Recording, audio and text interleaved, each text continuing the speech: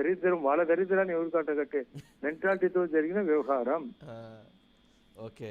అట్లాగే విచారణకు వచ్చేటువంటి సందర్భంలో విచారణకు రాబోతూ విజయమ్మ గారి దగ్గరికి వెళ్ళి కలవటం, వారు ఆశీర్వచనం తీసుకున్నారని కొంతమంది, లేదు వారికి ఏదో మాట్లాడొచ్చారని కొంతమంది. ఏంటి, ఎందుకు అయి ఉండొచ్చు ఆదినారాయణ రెడ్డి గారు? ఇప్పుడు విజయమ్మ జగన్ రెడ్డికి సొంత అమ్మ.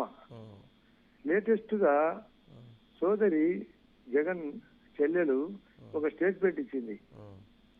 అసలు నిష్పక్షపాతంగా జరగాలి, సిబిఐ ఫాస్ట్ గా జరగాలి, ప్రభుత్వము ఆంధ్రప్రదేశ్ ప్రభుత్వం దీంట్లో జోక్యం చేసుకోకూడదు అని. దాంట్లో జోక్యం చేసుకోకూడదు అనేది ఇంతవరకు జోక్యం జరిగింది. ఒకటో జోక్యం, సిఐని ఆ రోజు గవర్నమెంట్ ప్రతిపక్షం ఉన్నప్పుడు సిఐని అసలు తగ్గించి నువ్వు ఏంది చెప్పొద్దు అన్నారు. ఆ తర్వాత అదే సిఐకు పోస్టింగ్ ఇచ్చారు. అది ప్రభుత్వ జోక్యం 1. శంకర్ రెడ్డిని డైరెక్ట్ గా అరెస్ట్ చేసిన రోజు జనం తీసుకుని పోయి ఆడ పులివెందుల స్టేషన్ దగ్గర గట్టిగా దబాయించడం, అది ప్రభుత్వం యొక్క తోడ్పాటు. నెంబర్ 2. నెంబర్ 3, అసెంబ్లీలో స్వయంగా వేళ్లు చూపించి ఈ వేలుతో ఈ కన్ను పొడుచుకుంటారా, ఈ వేలుతో ఈ కన్ను పొడుచుకుంటారా అని చెప్పడం, అసెంబ్లీ సాక్షిగా అది ప్రభుత్వం సపోర్ట్ గా మాట్లాడడం. నెంబర్ 3.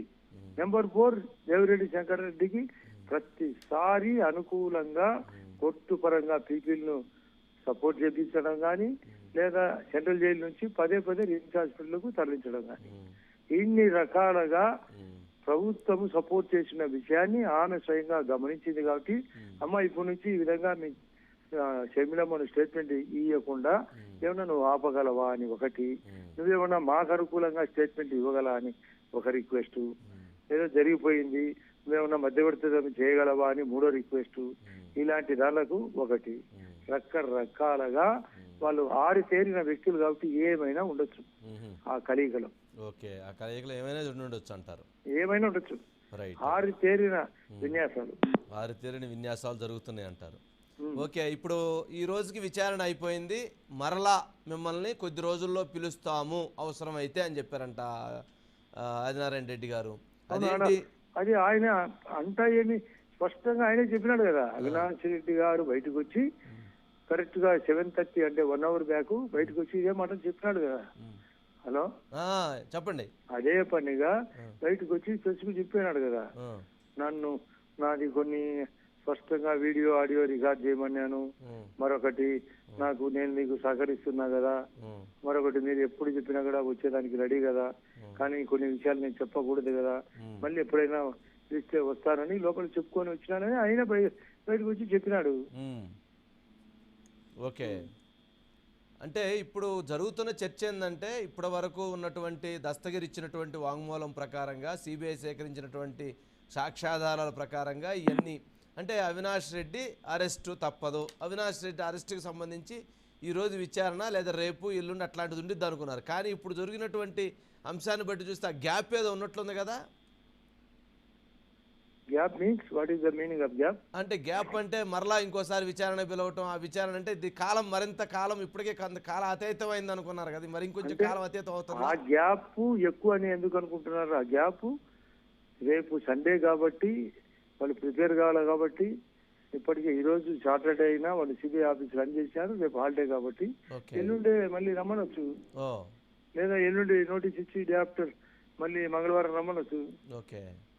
కాబట్టి లేట్ అని ఎందుకు అనుకోవచ్చు? మీరు నెగిటివ్ గా మీరు అనుకుంటారు, మేము పాజిటివ్ గా నేను అనుకుంటున్నాను. కరెక్ట్, మీరు అనుకున్నది మీరు, మేము అనుకున్నది మేము, వారు అనుకున్నది ఎవరి యాంగిల్. ఇప్పుడు ఇంతటితో ఇది కటాఫ్ అయితే మళ్ళీ వద్దులేండి అనేవాళ్ళు, ఎందుకు పెట్టేవాళ్ళు. బట్ కంటిన్యూషన్ ప్రాసెస్ ఉన్న విషయాన్ని ఆయన స్వయంగా చెప్పుకున్నాడు కదా. కాదండి, జనరల్గా నేను ఎప్పుడు ఈ మధ్యకాలంలో ఎప్పుడు చూడలేదు, సిబిఐ విచారణకి చాలామంది అటెండ్ అవుతున్నారు, లేదా ఇంకో విచారణకి అటెండ్ అవుతున్నారు. కానీ ఎమ్మెల్యేలని అట్లాగే కడప నుంచి పులివెందల నుంచి 30-40 కార్లు వేసుకొని అంతమంది ఎందుకనండి ఆదినారాయణ రెడ్డి గారు?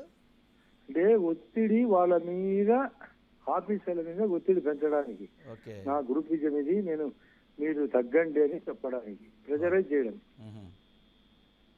ప్రెజర్ చేయడంలో భాగంగా ఉండిద్ది అంటారా? అంతే మళ్ళీ. లేకుంటే దాంట్లో ఎక్కడ ఎంటర్ కావాలా, ఎక్కడ ఎంటర్ కాకూడదు అనే విషయాలు చిన్న పిల్లాడైనా చెప్పేవాళ్ళు కదా, ఉమ్, ఇది తెలియదా వాళ్ళకు? ఓకే. ఇంత వ్యవస్థ నడుపుతూ ఉమ్, ఏమైనా మేము ఏమి చెప్తే అది జరగాలి అనే తతంగంలో భాగమే ఉమ్, మేము బయట ఉంటే మీరు మా కంట్రోల్లో ఉంటారని ఉమ్. ఆ కార్యక్రమం కోసమే ఈ ఏర్పాటు. ఓకే, రైట్ ఆదినారాయణ రెడ్డి గారు, థ్యాంక్ యూ. ఓకే. మీరు రెస్ట్లో ఉన్నారు, అందుకని ఎక్కువసేపు మిమ్మల్ని డిస్టర్బ్ చేయదలుచుకోలేదు. థ్యాంక్ యూ అండి, థ్యాంక్ యూ. బాగా అదే బాగా అర్థం, పెయిన్ ఉంది. అయ్యా అర్థమైందండి, అది మీరు హెల్త్, అందుకని నేను ఎక్కువసేపు. థ్యాంక్ యూ అండి ఆదినారాయణ రెడ్డి గారు, thank you so thank much. You అండి. రైట్.